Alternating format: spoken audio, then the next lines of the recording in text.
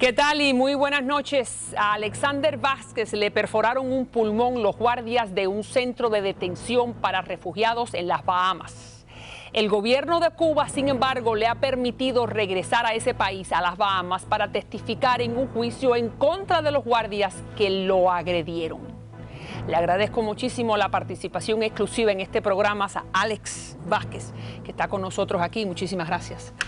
Que sufriste grandes atropellos, tuviste un gran problema en el pulmón, te rompieron 2 costillas, se perforó el pulmón, pero bueno, ya te sientes muchísimo mejor y muchísimas gracias por estar con nosotros también. Ahora te doy la palabra y ahí están las fotografías que demuestran tu odisea. Está con nosotros Jesús Alexis Gómez, que es director de Derechos Humanos de la Fundación Claridad, que es el hombre que filma y que toma las fotografías y la evidencia empírica para presentarla al mundo de lo que le estaban haciendo a estos 45 cubanos que estaban en ese centro de detención en las Bahamas. Así que muchas gracias. Y también está con nosotros el señor Lorenzo Palomares, que es el abogado constitucionalista que está ayudando a este grupo de muchachos, en particular a Alexis, o Alexander, quiero decir, para presentar su caso, no solamente en los juzgados de los Estados Unidos, sino también en las Bahamas. Vamos entonces contigo. Alex, cuéntame, ¿cómo te sientes? Bueno, me siento bastante bien y primeramente quiero darle muchas gracias a Jesús Alexis y al abogado Palomares, ya que aparte que ellos fueron los que se encargaron de sacar las noticias de lo que estaba sucediendo en las Bahamas, que expuso hasta su propia vida, hizo una huelga de hambre por nosotros, los cubanos que estábamos presos en las Bahamas. Claro. Y me parece que gracias... Como Saúl Sánchez también. Sí, Saúl Sánchez también, que también le doy mis agradecimientos personalmente, que no había podido estar con ellos, ni los conocía, los estoy conociendo. Y entonces les agradezco mucho eso, porque me parece que si no iba a ser por esa huelga de hambre, todavía estuviéramos en las Bahamas, todavía no se supiera todos los atropellos que ellos hicieron ahí en las Bahamas. Sin duda alguna, y me alegro mucho que puedas venir a explicarlo tú, que lo viviste en carne propia. Dime ese momento, dime qué es lo que estaba ocurriendo las horas antes y las horas después, cuando los guardias te rompen las 2 costillas y esas costillas te perforan el pulmón. Dime, ¿qué estaba pasando? Era una madrugada como otra cualquiera. Ellos llegaron, on-site, todo el mundo para afuera. Y ahí nos tiraron en el piso. ¿Qué es on-site? ¿Significa que es para afuera del sí, o sea, saliendo. Outside, ok. O sea, sí, algo así. Saliendo, yo inglés no sé mucho. Y bueno, nos sacaron para afuera y ahí nos acostaron en el piso a la intemperie, estaba lloviendo. Y ahí nos cogieron a mí, a Jordán y a 2 o 3 cubanos más. Nos sacaron de los otros cubanos, nos alejaron de los otros cubanos y nos dieron una golpiza que, bueno... me partieron 2 costillas, las costillas me perforaron el pulmón. Ok, ¿por qué tú crees que la cogieron contigo y con Jordán Berta, que es el otro testigo, para que la gente entienda, es el otro testigo que el gobierno de Cuba también permite que vaya a las Bahamas para que testifique en un juicio militar a puertas cerradas de los testigos en contra de estos guardianes? Dime. Bueno, mira... no es que ¿Por qué la cogieron contigo? Sí. ¿Por qué los puntualizaron a ustedes? No, eso ellos lo cogen al azar. Ajá. ¿Entiendes? Eso ellos están ahí a esa hora de la madrugada, no sé, como mismo habían entrado en otras ocasiones y habían cogido a otros cubanos y le habían dado golpes. Sí. Nos tocó, ¿entiendes? Nos tocó a nosotros, nos dieron esa golpiza. ¿Pero por qué la razón de la golpiza? ¿Ustedes se portaron mal? No sé, si estábamos durmiendo, era una madrugada como otra. ¿Entiendes? Y entonces, eso hay que preguntárselo a ellos, por eso que le estoy pidiendo... Que sí, que se haga justicia. ¿Y son sádicos entonces? Sí, eso es lo más cruel que una persona pueda ver y bueno, yo mismo que lo viví en carne propia, ¿entiendes? Que después de esas cosas ya no soy el mismo ya, ¿entiendes? No. Obviamente, no eres el mismo. ¿En qué sentido? En el sentido de, hasta en Cuba me traté con psicólogos porque... por las madrugadas me despierto pensando todavía que estoy en Bahamas con esa golpiza que me dieron. La columna ya no soy, ¿entiendes? La columna me duele, tengo que tomar analgésico porque me sigue doliendo la columna. Claro. El pulmón ya no respiro igual. Y entonces, imagínate. Dime cuánto tiempo estuvieron ustedes en el centro de detención de Carmichael, que es donde ocurre todo esto. Mira, cuando sucede eso, ellos no nos iban a llevar al hospital ni nada. Ellos nos dejaron tirados en una esquina sin meternos con los otros cubanos. Y entonces los otros cubanos que estaban ahí hicieron huelgas para que nos llevaran al hospital. Claro, porque es interesante lo que me estás diciendo. En el momento en que te rompen las costillas, te dan la golpiza y te perforan el pulmón, te dejan ahí, te dejan afuera cuando está lloviendo en la madrugada. Sí, ya y estaba en un tremendo dolor. Sí, dolor, y aparte tenía todo el brazo quemado, tenía la oreja soltando sangre también. Claro. Y entonces ya estaba amaneciendo y entonces ese centro de detención da a la calle. Y entonces ya las personas estaban pasando y estaban viendo lo que estaba sucediendo. Nos esconden en un cuarto que era de ellos hacer ejercicio, ¿sabrá Dios? Sí. Y entonces en ese cuarto aparece el jefe de ellos. Ajá. Y cuando ve que los cubanos están revocados, haciendo huelga. Huelga porque sabían la situación en la que tú estabas. Sí, porque ellos sintieron los gritos, ellos vieron la mano de golpe, ¿entiendes? Entonces ellos decidieron llevarnos al hospital. Y cuando llegamos al hospital, ellos no querían que los médicos firmaran. ¿Bahamenses? Sí, sí. ¿Y cómo te tratan los médicos bahamenses? Sí, no, los médicos bahamenses, una doctora muy buena, nada más que me vio, me rompió el pullover y me dijo que lo que tenía era una neumotora, que si no me atendían rápido iba a morir porque las costillas me habían pinchado el pulmón.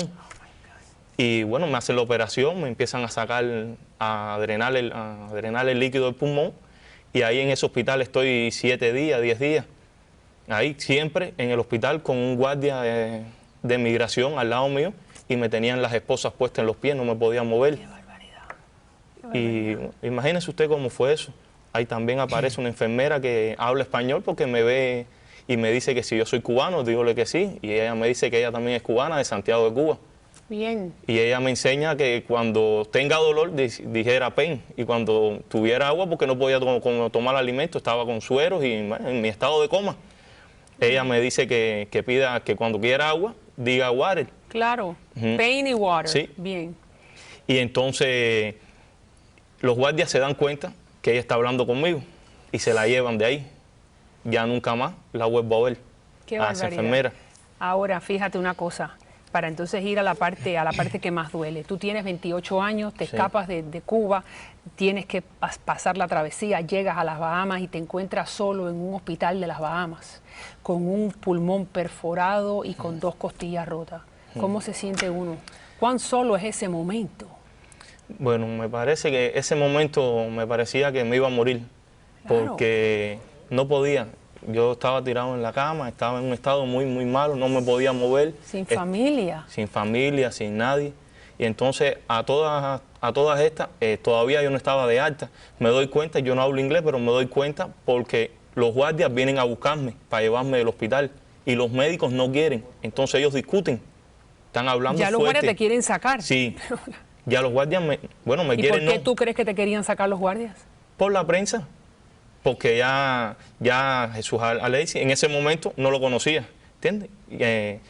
Ya tenía la información. Después me dicen que, ¿entiendes?, que ya se están haciendo huelga por nosotros, por la golpiza, porque tienen las imágenes. Claro.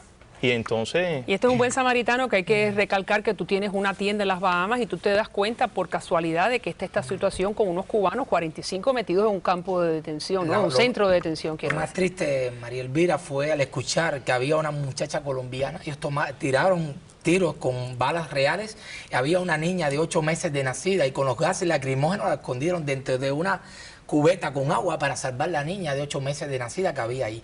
Cuando yo escuché lo que pasaba en ese centro de detención y logro pasar un teléfono y pedirle, que no lo grabé, lo grabaron ellos mismos, lo que pasaba dentro, yo toqué las puertas de la ciudad para que se pudiera hacer justicia, y por eso terminé declarando una huelga de hambre, porque en este siglo que vivimos, que pasaran estas cosas tan atroces, yo no me podía quedar con los brazos cruzados. No, y nunca me arrepiento de haber hecho la huelga. No, y sin duda que él te lo agradece públicamente, sí, y te lo agradece nosotros 45. La realidad es que no solamente está la agresión física, sino también hay mujeres violadas. Sí, hay mujeres violadas. Ahí se violan todos los derechos humanos. No es ese solo niño que dice Aleixi. Habían más niños que cada vez que ellos llegaban tiraban las bombas esas lacrimógenas, las madres y los padres a correr con los niños, a meterlos en la bañadera con agua para que no le pase nada a los niños. Sin ningún tipo de razón. Ya, eso es como un entretenimiento para ellos, no sé. Vamos entonces, por eso mismo, damos la oportunidad al señor abogado. Por esto que le está contando y por las fotografías que saca Jesús, el mundo sabe lo que los bahamenses hacen en contra de todo aquel que llega allí de paso. Entonces, algún tipo de ayuda o algún tipo de retribución que le pueda dar el gobierno de las Bahamas después de este juicio a estos 45 cubanos, en particular a él. Le escuchamos, señor Palomares. Bueno, María Elvira, sí, sí, hemos hecho un recurso en la Corte Internacional de Derechos Civiles, donde se está ventilando esas reclamaciones y el gobierno de las Bahamas, entiendo yo que este juicio que está haciendo militar es parte de lo que ellos están tratando de dar de buena cara y buena fe ante tal tribunal. Claro, pero y entonces, poniendo a un lado la parte protocolar y vamos entonces a la parte práctica, ¿qué piensa usted que puede salir de este juicio? Bueno, yo creo que ya están saliendo cosas, por ejemplo, el del centro de detención que tenían en el momento que están estos muchachos allá, eso no era un centro de detención, eso era un potrero humano. Sin embargo, hoy a través de fondos que ya han recibido de las Naciones Unidas, están mejorando ciertas partes de ese centro de detención que no cumplía con los más mínimos elementos de humanidad que nosotros conocemos como un centro de detención particularmente migratorio. Tienes que tomar en cuenta que estos señores no habían cometido ningún delito en las Bahamas. Estos señores fueron intervenidos en alta mar, en lo que se alega que eran aguas de las Bahamas, pero fueron intervenidos por el escampavía americano y fue llevado a las Bahamas. No lo trajeron acá ni lo devolvieron a Cuba.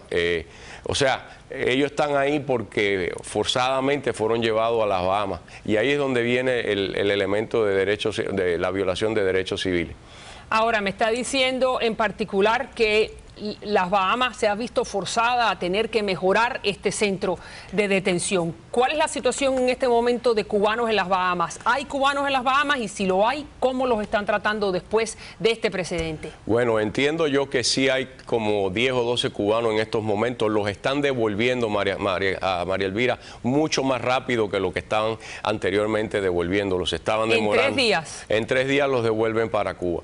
Y desafortunadamente no les dan chance ni de que hablen con un abogado, ni ver a nadie que les pueda instruir a estas personas de los derechos que tienen los humanos, y particularmente en las Bahamas, que son firmatarios a un tratado y un convenio internacional.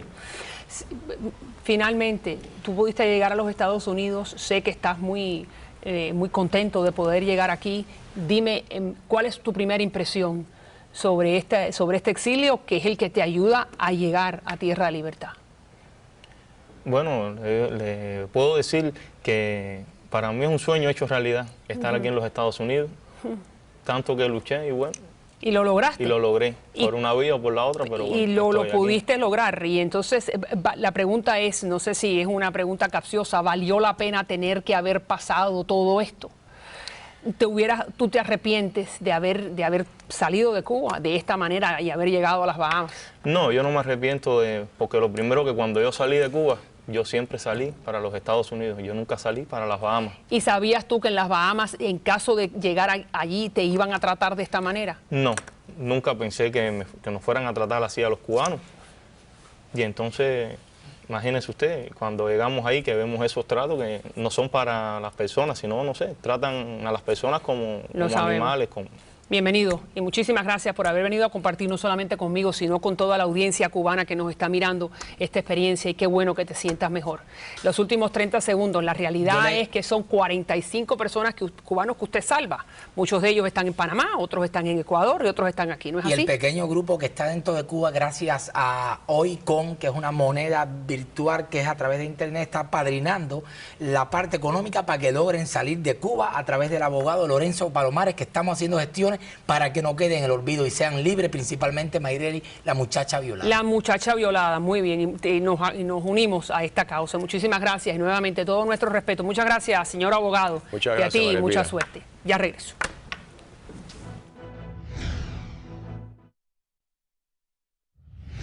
Bueno, vamos entonces a hablar nuevamente del problema que tienen los Estados Unidos en la frontera con México y los cientos y miles de niños que hay llegando por este país. Llegando a este país, se cree que ya hay 50.000 no acompañados, 40.000 acompañados con adultos, y que el año que viene van a llegar más de 100.000. ¿Quién mejor que la doctora Grisel Ibarra? Un gusto siempre tenerla en el programa. Vamos a ver, Grisel, me estás diciendo que los Estados Unidos, ya los republicanos y los demócratas están tratando de ver cómo resuelven, y los republicanos están diciendo vamos a ayudar a todos los niños. Ya todo el mundo se ha dado cuenta que esta es una crisis humanitaria. Bien. Fíjate, luciera muy mal para el resto del mundo que los Estados Unidos saliera y dijera, te vamos a votar a todos. ¿Por qué? Porque este es el país de los inmigrantes, este país que ayuda a todo el mundo. Okay. De los derechos humanos. Exacto. No luce bien, ¿me comprenden? No luce bien que hagan eso. Por lo tanto, ya hasta los republicanos más duros están diciendo, vamos a ayudarlo. Fantástico. ¿Qué podemos hacer por ello? Visa T. Visa T. ¿Qué es lo que es la Visa T? La Visa T es una visa que le dan a la persona que ha sido víctima de tráfico humano. Bien. O sea, si tú caes en manos de un coyote y el coyote te maltrata o lo que sea, tú eres víctima de un tráfico humano. Okay. Pero es que el coyote es el que te trae. Pero bueno, pero eres un niño. Y eres víctima del que te trajo. Exactamente. Okay, si ya tenemos esa visa. Ahora, otra cosa. Asilo. Sí, le pueden dar asilo a los niños que vienen huyendo de la persecución en sus países. ¿Por qué? Porque no es persecución del gobierno, pero las maras sí los persiguen y el gobierno de esos países no los protege. Pero si el mismo niño que tú trajiste la semana pasada es una víctima de que le cortaron los testículos a los amiguitos. Exactamente. Y él califica para la visa de asilo. Él puede calificar para un asilo, exactamente. Otra cosa que puede hacer, el presidente puede escribir una orden ejecutiva, resolvemos a todo el mundo aquí. Oh, ¿y qué es lo que puede decir esa orden? Lo que él quiera. Le damos protección, se pueden quedar, lo que él quiera. Es una orden ejecutiva. Esto es una emergencia. O sea, si el Congreso no se pone de acuerdo con él, él tiene el poder ejecutivo de actuar en una emergencia. ¿Qué es lo que le están diciendo? Oye, haz algo. Ni siquiera los ha ido a ver, pero por lo menos haz algo por los chiquitos. Sí, ni siquiera los ha ido a ver, claro. Pero Obama quiere tener que pagar el costo político de meter un plumazo y dejar adentro 100,000 niños. Pero mira, no los van a deportar, no hay manera. ¿No los van a deportar? Pero los de México sí, los de Canadá no hay ningún niño canadiense. Es difícil deportar a 100,000 niños. O sea, sería una catástrofe de relaciones públicas para este país en el mundo entero. O sea, no pudiéramos levantar la cara en ningún lado. ¿Me comprende? Por lo tanto, deportarlos no creo que los van a deportar. Hay algunos que ya son mayorcitos, que tienen delitos criminales, ya estamos hablando de otra cosa. Ahora, lo más importante... Dime lo de la otra, que también es interesantísimo, la ley que protege a los niños que no vienen acompañados por adultos. Exactamente. Mira, hay una ley que protege a los niños que se aparecen y no tienen quién los ha traído. Ahora, pero fíjate, es muy difícil que un chiquito de 6 años venga solo.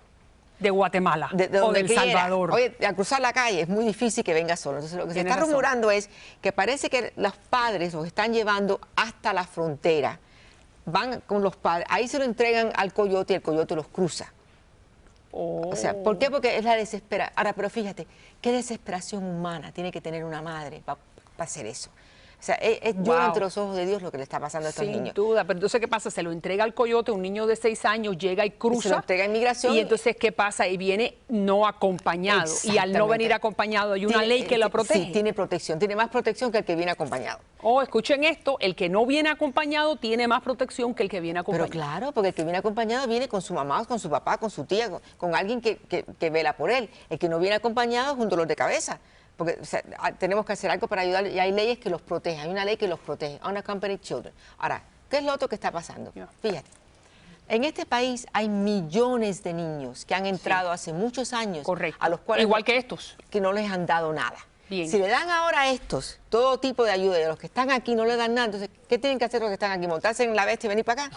Para que le den la ayuda. Pero claro, entonces, de cierta manera, esta crisis va a hacer que todo se arregle. Esto ha sido abierto la boca del volcán.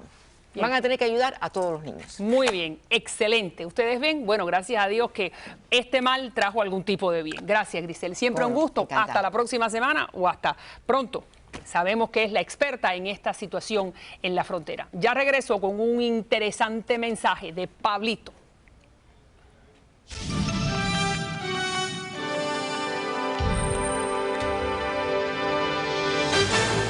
Y bueno, hacemos una pequeña pausa para darle la bienvenida al señor Pablito, que es el rey del colágeno. ¿Cómo es usted, caballero?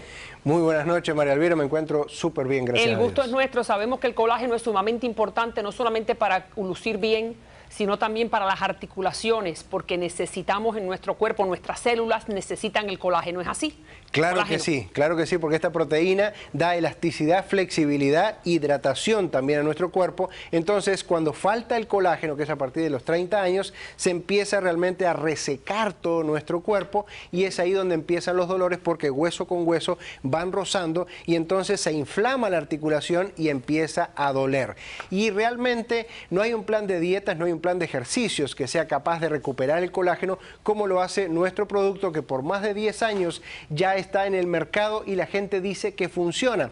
Alternativas de diferentes productos hay muchas en el mercado para diferentes problemas de salud, pero recuperar el colágeno es lo ideal.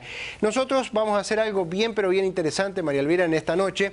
Le vamos a dar la oportunidad a las primeras 15 personas que marquen 1-800-352-0594, 1-800-352-0594, que pueden recibir gratis 3 meses de colágeno y también la crema de colágeno, como ustedes están viendo en pantalla. 3 meses de colágeno, la crema, y van a usar 2 cápsulas por la noche, con un vaso de agua todas las noches. Esto no es magia, señores. Realmente el proceso de nuestro cuerpo tiene que ir asimilando el colágeno para que el cuerpo empiece a producir nuevamente colágeno, y ahí va a empezar a eliminar los problemas de dolores por completo. Así que 6 meses, 9 meses, 1 año es lo ideal. Según los síntomas, nuestros asesores le van a decir por cuánto tiempo de usar, pero las primeras 15 personas que llamen ahora al 1-800-352-0594 le vamos a regalar 3 meses de colágeno y también la crema. Creo que es una excelente promoción, María Elvira. Pero bueno, no pueden ser 15, no pueden ser las primeras 50.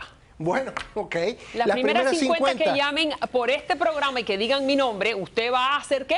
Ganador de 3 meses y una crema de colágeno. Ya escucharon a María Elvira y yo voy a ser obediente con esa orden. Así me gusta, que claro sea obediente. Sí.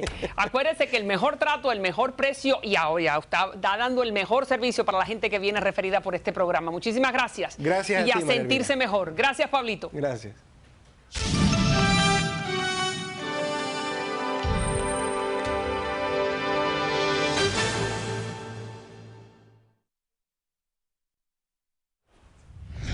Bueno, vamos entonces con Venezuela, donde aparentemente y todo indica que ese país, Venezuela, sí amenazó a Holanda por varias vías para que soltaran al señor Carvajal. Ustedes saben el episodio de los últimos días, donde es un triunfo para Caracas cuando después que la DEA, que le estaba pidiendo al gobierno de Holanda que le enviaran a Carvajal a Washington por supuestos delitos de narcotráfico, lo envían de vuelta a Caracas. Dice el periódico The Wall Street Journal que sí, en realidad Holanda cedió a las amenazas de Venezuela. Está con nosotros el señor Gustavo Azócar, que es periodista, consultor y que escribió el libro Los varones de la droga, que es la historia del narcotráfico en Venezuela y los lazos de ese narcotráfico con los generales venezolanos. También está con nosotros desde Washington la ex embajadora de Venezuela ante la OEA, la señora Virginia Contreras. ¿Cómo está usted, embajadora? Hola, buenas tardes. Bien, gracias. Gusto en saludarla. Muchas gracias por estar con nosotros. Ya usted sabe, embajadora, que dice el Wall Street Journal que sí, que hubo amenazas duras de Caracas a Holanda. ¿Por qué Holanda ha de temerle a Caracas y ceder ante las presiones? Bueno, no necesariamente es que Holanda como tal le tema a Caracas y tampoco nos consta qué tipo de amenazas, pero evidentemente que Holanda, igualito que sucede con cualquier gobierno del mundo, requiere de las buenas relaciones diplomáticas. Y en el caso particular de Holanda, podríamos pensar más que la presión en relación con la isla de Aruba, la relación que existe y la dependencia que existe entre otra zona autónoma en el Caribe, pero que también depende en muchos aspectos de Holanda, como es Curazao. Ustedes recordarán que en Curazao se encuentra la segunda refinería, por cierto se llama Isla, más grande del Caribe, la cual está alquilada a PDVSA hasta estar alquilada. Entonces, hasta el año 2019 y probablemente va a ser extendido por 25 años más. Y quería decirte que el 10% del Producto Interno Bruto de Curazao proviene precisamente de estos beneficios que otorga el alquiler y de esta refinería. Entonces son todos intereses económicos. Fíjense lo que dice el fiscal jefe de Aruba. Dijo que barcos de la Marina venezolana se acercaron a Aruba y a Curazao y que la amenaza estaba ahí. No sabemos cuáles eran las intenciones, pero mucha gente tenía miedo. Son 5 fragatas de guerra en tus costas. Sin duda que eso hace temer a cualquiera. ¿Usted no lo ve así?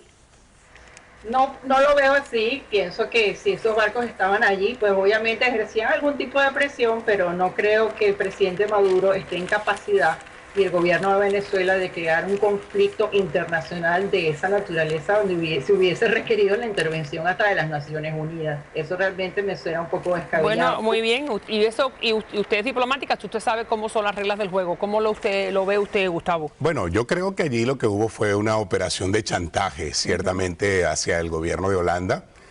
Por una parte, los negocios, que ya todos sabemos, el negocio que hay con unos contratos que el gobierno de Maduro le entregó al Reino de Holanda para que en unos astilleros que tiene Holanda en Santiago de Cuba se construyan 18 barcos para Venezuela. Es importante lo que está diciendo esto y sin duda que vamos a darle un poquito más de información a la audiencia. La audiencia no sabe que hay un astillero en Santiago de Cuba que se llama Damex. Así es. Y que ese astillero pertenece a Holanda. Así es. Y que ese astillero está construyendo barcos para Venezuela. Y la gente quizás no sabe que Venezuela le entregó cerca de 550 millones de dólares al gobierno de Holanda para construir embarcaciones para la Fuerza Armada venezolana. Nosotros creemos que ciertamente hubo un chantaje sobre el gobierno de Holanda.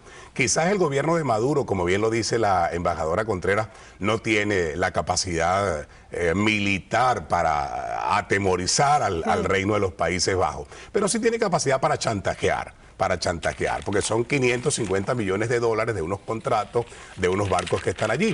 Aparte de eso, hubo presión de otros gobiernos hacia el Reino de Holanda. La presión que ejerció, por ejemplo, Raúl Castro, precisamente por esos astilleros que están en Santiago de Cuba.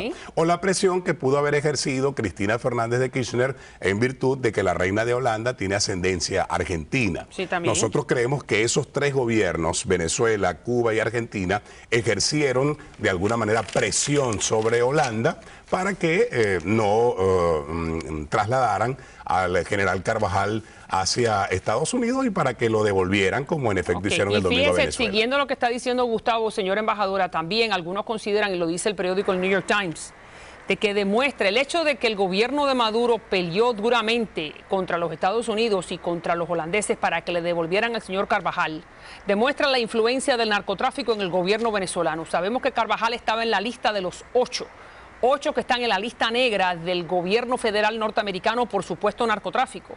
Cuando el señor Carvajal supuestamente era el jefe de la DICIP o de la policía militar, ayudaba a los narcos colombianos para que pasaran la droga a los Estados Unidos. Entonces usted también lo ve así, que se ve fielmente la mano del narco en Caracas. ¿Cómo lo ve usted? No necesariamente la presión que ejerció el gobierno de Venezuela para que liberaran al general Carvajal significa, técnicamente hablando, que el narcotráfico está vinculado con esto. No estoy poniendo las manos en el fuego por nadie. Lo que yo quiero es demostrar que existen una cantidad de elementos que es necesario, que es importante tomar en cuenta, porque esto que sucedió puede suceder en el futuro para cualquier ciudadano diplomático venezolano. Ahora, evidentemente, todo el mundo conoce la historia del general Carvajal. Es decir, el general Carvajal está involucrado en Venezuela no solamente, o presuntamente involucrado no solamente en delitos de narcotráfico. Hay gente que le acredita hasta crímenes de otra naturaleza, hasta personas desaparecidas, hasta tortura. Es decir, cuando yo le hago este señalamiento no lo hago en defensa del general Carvajal. Yo pienso que el gobierno de Venezuela se la jugó porque estaba de por medio el nombre del gobierno de Venezuela, sobre todo en un momento en que el presidente Maduro se la ve muy mal en Venezuela. Existe una terrible crisis política gracias a una situación gravísima desde el punto de vista económico. Para Venezuela para el gobierno de Venezuela, hubiera sido gravísimo que el general Carvajal hubiera quedado detenido y que el gobierno de Venezuela hubiera quedado como un tonto dentro de esta situación diplomática. Que le quiero hacer una pregunta sobre la reacción de los Estados Unidos a esta derrota. No se vaya, señora embajadora, ahora le pregunto, Carvajal,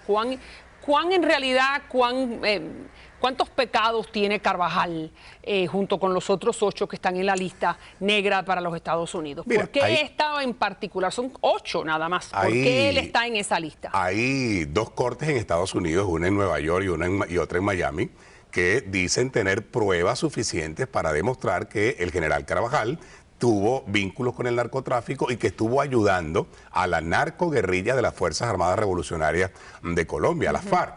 Ahora bien, ¿cómo actúa el gobierno de Maduro? El gobierno de Maduro, cuando se trata de un general como Carvajal acusado de narcotráfico, mueve toda su diplomacia, presiona, chantajea para tratar de que a ese general no le pase nada. Pero hay que recordar que en los últimos meses el mismo gobierno de Maduro ha metido en la cárcel a 4 generales venezolanos, 3 de la aviación, a los que metieron presos hace aproximadamente 2 meses atrás, acusados de supuestamente un supuesto magnicidio, por ayudar a los estudiantes. Y acaban de meter preso al general Vietri, acusado de conspiración. Es decir, es la doble cara del gobierno de Maduro. Cuando le acusan a un general de narcotraficante, mueve todo para liberarlo. Pero cuando él acusa a 3 generales o a 4 de golpistas, él mueve todo para meterlos presos. Eso es lo que lamentablemente tenemos en Venezuela, un gobierno maula, un gobierno forajido que protege narcotraficantes y que acusa a gente de golpistas, de conspiración sin ninguna prueba. Y me parece que lo he explicado muy bien. Ahora le pregunto, embajadora, en los Estados Unidos, sabemos que los Estados Unidos, y lo ha dicho el Departamento de Estado, está ardido. Lo querían a este señor, es la segunda pérdida que reciben después de Malik.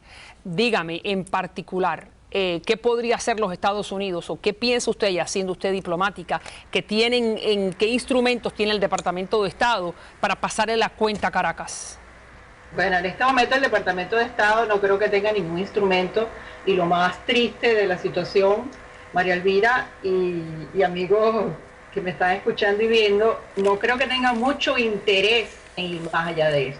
Nosotros a veces solemos confundir algunas instituciones de Estado norteamericano, como son el Congreso de los Estados Unidos, con la figura del presidente de la República. Y no creo que el presidente Obama esté interesado en ir más allá de esto. Ahora, le voy a agregar así como pimienta o ají picante a esta conversación. Lo que yo no me explico, y me parece que, bueno, primero no sé, yo no represento al gobierno norteamericano, pero se los planteo a ustedes, ¿por qué el gobierno de los Estados Unidos no hizo esta misma solicitud al gobierno de República Dominicana, conociéndose que el señor Carvajal, al parecer, tiene una casa en República Dominicana donde solía ir y venir, y República Dominicana posee a su vez un tratado de extradición con los Estados Unidos? Por cierto, este mismo mes se anunció que se iba hasta a aumentar los beneficios de ese tratado. Lo que quiero decir es que muchas veces ocurren fallas en el medio de todo esto que también benefician a otros, en este caso el gobierno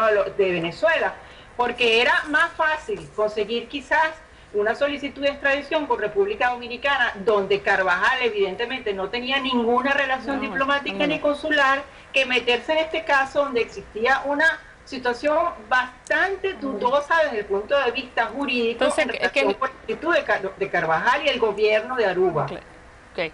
Ahora, yo le estaba diciendo, en particular, usted me dice que se demoraron mucho los Estados Unidos. También aparentemente ocurrió esto con Walid Maclet. Y ahí está la persona, como acabo de decir hace unos pocos minutos, es la segunda vez que los Estados Unidos pierden un venezolano que está en el alto anillo gobernante y que está en la lista negra de los Estados Unidos. Aquí está uno de ellos. Me están acusando a mí que yo cargué un DC-9 del Aeropuerto Internacional Simón Bolívar, Maiquetía.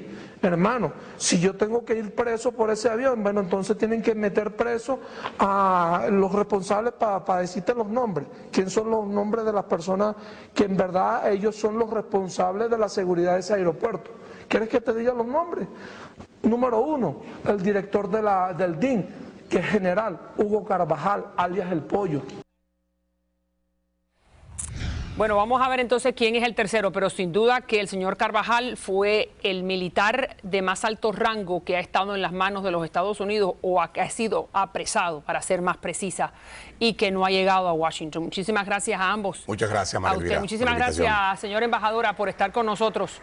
Hasta la próxima. Hasta la próxima. Y al regresar vamos entonces a hablar sobre lo que está ocurriendo en la otra parte del mundo entre los judíos y los palestinos. Fue el día más sangriento en este conflicto que ya lleva más de 2 semanas. Y los niños son los que están poniendo el muerto. Ya verán imágenes conmovedoras al regresar. No se vayan.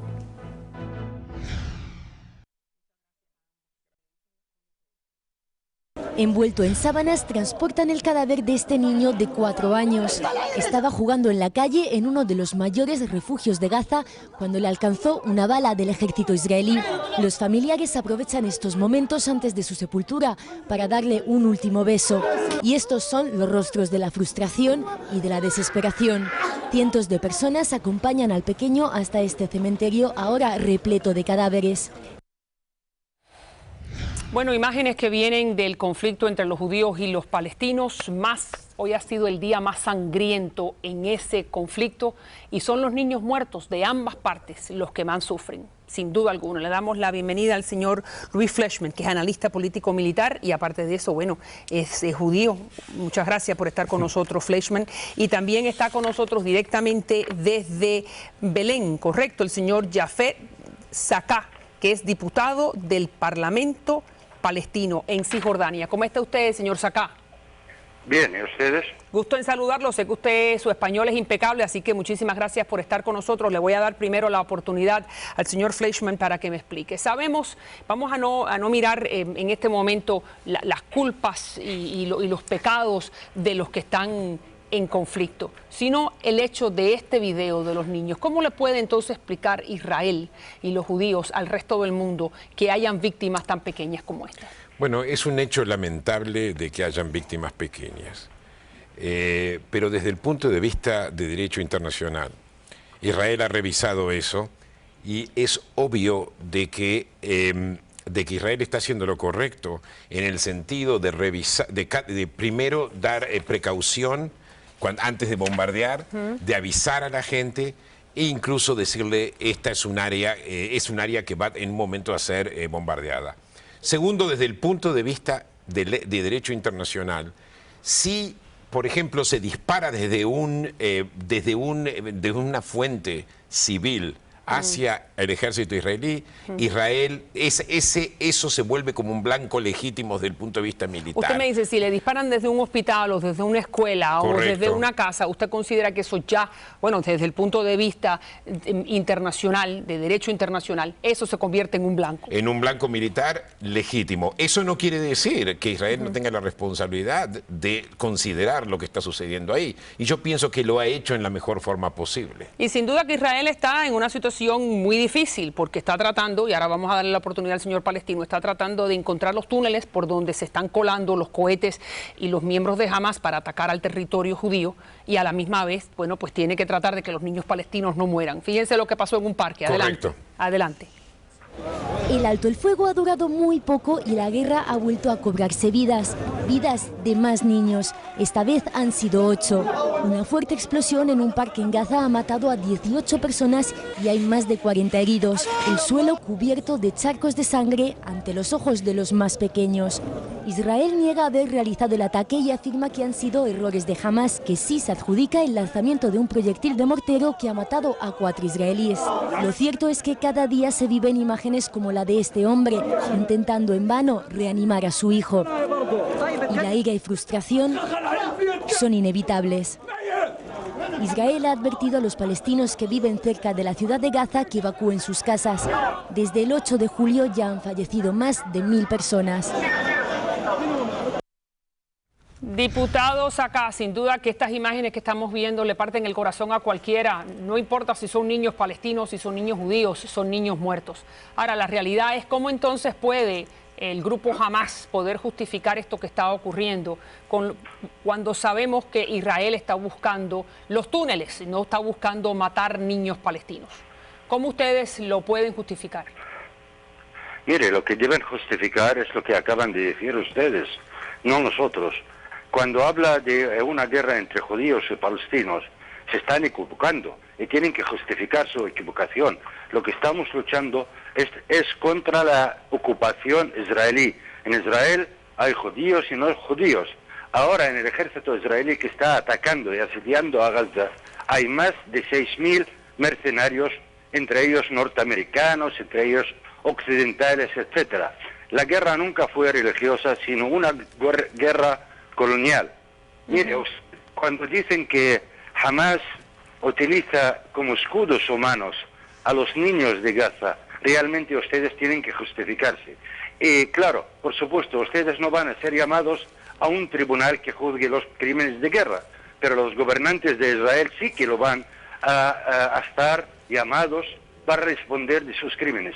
Gaza es una superficie de 360 kilómetros cuadrados, con una población de 1.800.000 habitantes. Por lo tanto, si usted tira una piedra, seguramente quedará algún o más ciudadanos de la Franja de Gaza. Claro, pero en particular... Yo les escuché, por favor que me escuchen. No, adelante, le voy a dar otra oportunidad, pero le voy a hacer una pregunta para que usted me la pueda contestar. Dígame, Nosotros tratamos de ser imparciales. El hecho de que hay imágenes de estos túneles que están tratando de llegar desde la Franja de Gaza y de Cisjordania, llegar al territorio israelí para de cierta manera magullar a los judíos que viven en ese territorio. De cierta manera también Israel tiene que encontrar la manera de cómo defenderse para que no los ataquen. ¿Cómo entonces puede justificar Hamás estos túneles? Mire, la guerra que está en Gaza no está en contra Hamás, está en contra del pueblo palestino. Es una guerra entre un ejército de ocupación, que es el ejército israelí, y una población palestina ocupada, cercada, en un gueto como el gueto de Varsovia, bombardeada continuamente por centenares de tanques, centenares de aviaciones de la mejor fabricación norteamericana, que están lanzando fuegos, miles de toneladas de misiles que han sido lanzados por los aviones. Mire, los túneles que ustedes hablan, intenta Vamos a Israel... mostrarlos, señor director, los túneles, sí. Vamos a mostrar los túneles solamente y entonces voy a permitir, si usted me permite, diputado, le voy a mostrar al público los túneles para que entonces después le voy a dar la oportunidad a ambos. Adelante, señor director, usted me muestra los túneles, que estos son imágenes del ejército israelí mostrando lo que ellos están destruyendo. Adelante.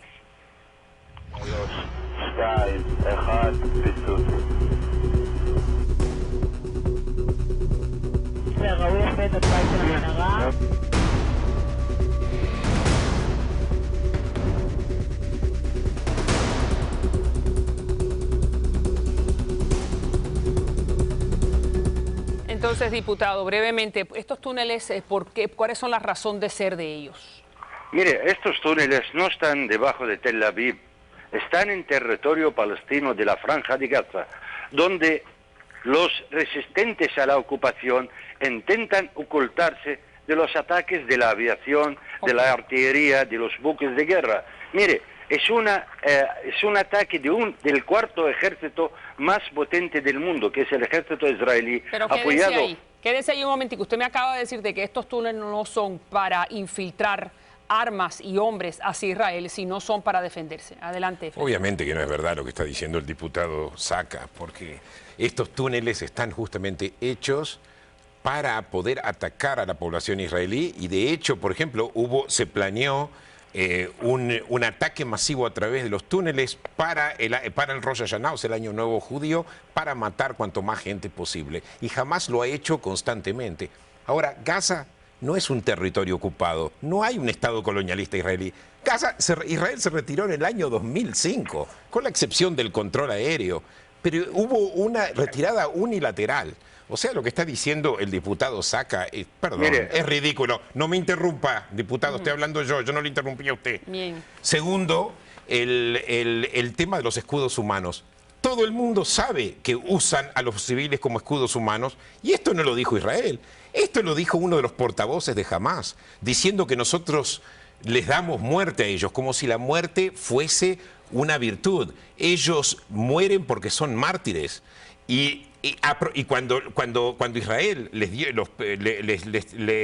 dio como una advertencia de que se salieran porque iba a haber ataque militar, los de Hamás le pidieron que se quedaran. Entonces, diputado, no sé de qué este diputado me habla. Déjeme decir dos o tres temas.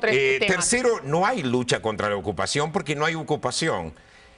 Hamás quiere la destrucción del Estado de Israel y el asesinato de cuanto más gente posible, incluyendo de gente palestina. Y es cierto, y ese es el meollo del asunto. Y el diputado eso lo sabe porque a ellos los masacraron. Hamás los masacró a ellos en el año 2007 y no pudieron ni siquiera pelear contra Hamás. Se escaparon, Dahlan se escapó y todos se escaparon. Usted es una víctima de Hamás y lo viene a defender. Señor Fleischmann, entonces, en este momento la realidad es ¿cuáles son las tres ¿Cuáles son los 3 temas que hace falta en este momento de estancar?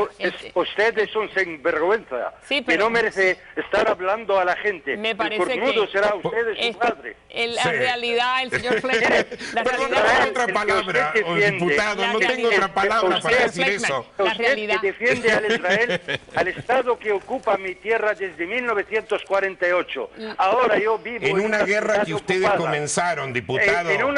Mire, esto, venga hacia usted a las Naciones Unidas, a compruebo 63 resoluciones de las Naciones Unidas que condenan al Estado de Israel 48 veces. Que la realidad es, le pido la palabra, la realidad, señor Fleischmann, es que adjetivos personales no son bienvenidos en el programa. Estoy de acuerdo. Bien, vamos entonces perdón, me disculpo por eso. Muy bien, entonces vamos a poner eso a un lado. Que se disculpe él también por llamarme sinvergüenza. La realidad, vamos a disculpar a ambos. Entonces, la realidad es que las Naciones Unidas, al igual que el presidente Obama, han llamado a Netanyahu, que es el primer ministro israelí, y le han pedido, por favor, detén esto. Número 1. Número 2 es que también Israel ha dicho de que no lo va a detener hasta que no termine la operación militar. ¿Y esa operación militar cuándo termina? Bueno, espero que se termine pronto y no es claro qué es lo que va a pasar. Porque por un lado... Ni que Netanyahu le va a hacer caso ni a la comunidad internacional ni a Obama. Por un lado, el gobierno de Israel, por lo que yo leo, está en una especie de vacilación entre o debilitar a Hamás para poder restaurar el proceso de paz o eliminar a Hamás del todo. Eso obligaría a Israel a reocupar Gaza y eso es mucho más problemático porque Israel no puede y no quiere reocupar Gaza. Entonces, o sea, vamos a ver, Hamás tiene una posición antiocupacional. Señor diputado, Hamás es el gran nombre que escuchamos en todo momento. ¿Usted qué considera de esa organización? Usted pertenece al grupo de la OLP, a la Autoridad Palestina, a la gente que tienen legitimidad ante la comunidad internacional. ¿Qué piensa usted de Hamás? En Gaza se están muriendo los que tienen legitimidad, los que tienen no legitimidad. Todo el mundo está muriendo bajo las bombas y los buses del ejército israelí. Israel es un país agresor, es un país ocupante de nuestra tierra. Hamás es el producto de la ocupación. Hamás fue creado en 1988 y la ocupación israelí de Gaza y Cisjordania lleva desde 1967. Tanto Hamás como otras organizaciones palestinas, entre ellas en la que milito yo, luchamos para poner fin a la ocupación, para acabar con la presencia de los soldados de ocupación israelí, de las colonias que confiscan nuestras tierras y construyen asentamientos justo en el salón de nuestra casa o en la cocina. Por lo tanto, aquí esa guerra es una guerra colonial. Israel defiende no a sus ciudadanos, sino a su ocupación. Le agradezco, señor diputado. A esa ocupación. Siempre bienvenido al programa, porque sabemos que son dos puntos de vista completamente contrarios y que, bueno, esperemos que los niños, tanto israelíes como palestinos, dejen de morir. Gracias y siempre bienvenido. Muchísimas gracias, señor Fleischmann. Vamos a ver cuándo es que termina esto. Y los dejo con un video de un norteamericano que ha decidido unirse a las fuerzas del yihad. Y usted va a ver cómo se llena de explosivos y el señor pasa a mejor vida. Ahí está, este es el fanatismo. Ya regreso con más. Es un apretón de manos entre un ciudadano americano y un terrorista islámico.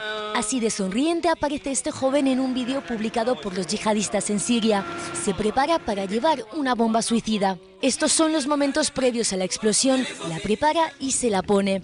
Tranquilo y feliz, pocas horas antes de saltar por los aires, explica que aquí no tiene nada y que lo único que quiere es recibir la bendición de Dios e ir al paraíso. Estos son los puntos en los que se efectuarán distintas explosiones. Dentro de este camión se dirige al lugar elegido y allí muere por su fe.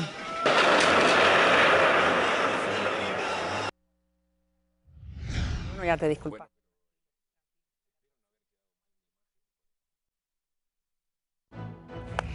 Y bueno, antes de ir a pedirle que usted me escriba a través del internet, quiero darle la noticia que la niña Oceana Irizarry, la niña que fue impactada por una avioneta el domingo pasado en una playa del sur de la Florida, específicamente la playa de Venice, acaba de morir en las últimas horas. Su padre murió instantáneamente por el impacto de esta avioneta que ustedes están viendo en pantalla. ¿Cuáles son las posibilidades o la probabilidad de que una avioneta le dé un golpe a una persona caminando por la arena? Bueno, una en 300 millones. Pues le ocurrió desgraciadamente a la familia Irizarry, el padre de 36 años, la niña de 9, Oceana Irizarry, acaba de morir en las últimas horas. Y bueno, muchas gracias por estar siempre en sintonía conmigo a través de las diferentes páginas del internet, ya sea Facebook, ya sea Twitter, ya sea Instagram o ya sea YouTube. Ahí están las 4 en pantalla. Vamos entonces a leer el primer mensaje que viene de Anis. Hola María Elvira, qué bueno ver tantos peloteros cubanos haciendo un trabajo excelente y recibiendo el reconocimiento de los medios. Sí, me encanta la pelota, a mí también, y también a Pito Abreu, que está haciendo tan buena labor. Gracias, Anis, por estar en sintonía. Viene la próxima, que es Armada. La comunidad está interesada en los candidatos que corren para el Property Appraiser Office. Sin duda que esta es la oficina que nos impone los impuestos sobre la propiedad. Vamos a hacer un reportaje, vamos a hacer una noticia específicamente sobre este tema. Gracias, Armada. Y te felicito por mantenerte en pantalla, dice Belio Costas. Me gustaría que abordaras el tema del costo de la vida. En nuestra comunidad trabajamos duro, pero no todas las companies o las compañías respetan los derechos de los empleados. Sin duda que vamos a hacer también un tema similar al que usted me está sugiriendo. Muchas gracias por la sintonía. Como siempre digo al final de todos los programas, si Dios contigo, ¿quién contra ti? Nadie.